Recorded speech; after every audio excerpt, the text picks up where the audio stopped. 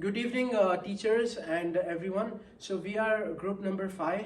I'm Shams Khan, this is Ashfaq, and we have Vishrant with us.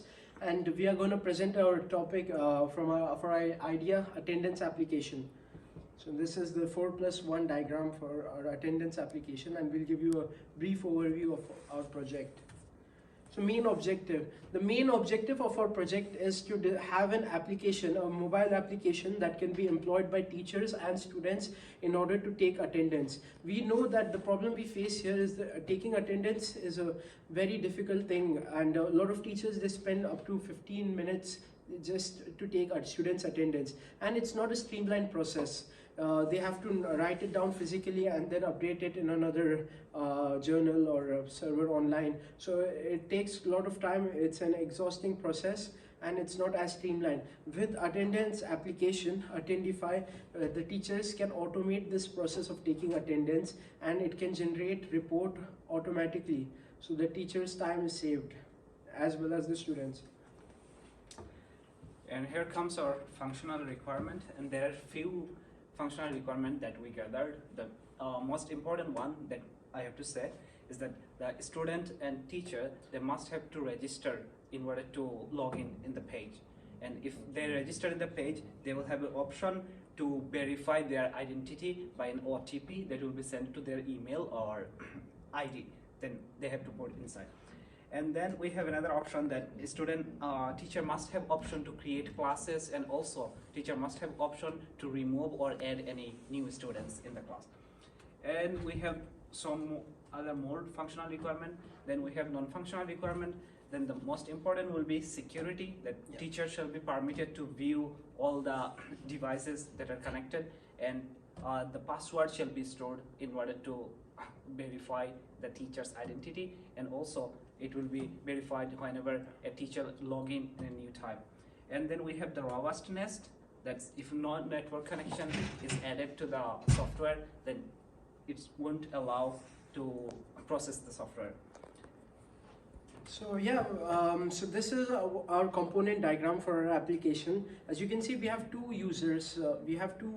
One of them is the teacher, other is the student. So teacher have their own interface where they can log in and use the application. The teacher interface, and that interacts with one of the component of the application. We're calling it app functions. So the teacher can interact with it to mark attendance, create a class, or join a class, and create a QR code. Similarly, the students, through their own separate student interface, they can log in and do the same. Whereas there's also one more thing of the generate report component. This component is used to generate the report that can be in XLS form, an Excel sheet report which marks all the students' attendance.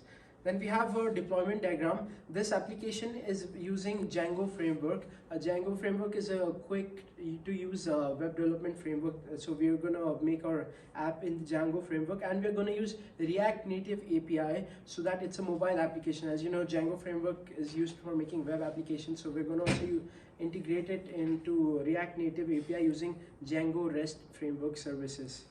And yeah, the database that we'll be using is SQLite 3 database. We have the posters here. Yeah. So we have one poster that will be posted in a JPEG file, and we have this poster in PPT file as well. Yeah. So this is our poster for the 4+1 view. We will also give you, as my friend Ashfaq said, the JPEG file and the PPT file, because some of them are a little bit small, like the sequence diagram to view. So we'll also give you the digital PPT file for it, so that you could zoom in and view it more clear. But yeah, this is the 4+1 diagram. As you can see, we have the scenario view or the use case view for the end user, where they can see the different use cases of the system.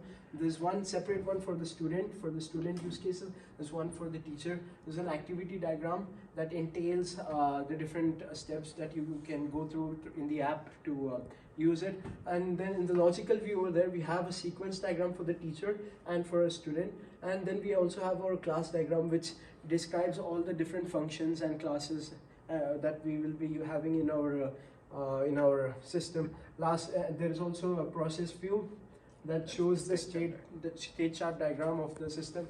And lastly, we have the physical and development view that have the deployment and component diagram respectively. So the final thing, how did 4+1 diagram help us in our project? So 4+1 diagram was very useful as it gave a one-shot view of the system architecture. It's very useful in identifying all the, in giving useful information to everyone that is involved in the project. For example, the stakeholders, the end users, and the developers. So everyone can get some information about the system in a one-shot view. So that's why 4+1 diagram was very useful. So yeah, and that is all about that is the our project. presentation. Thank you very much and goodbye.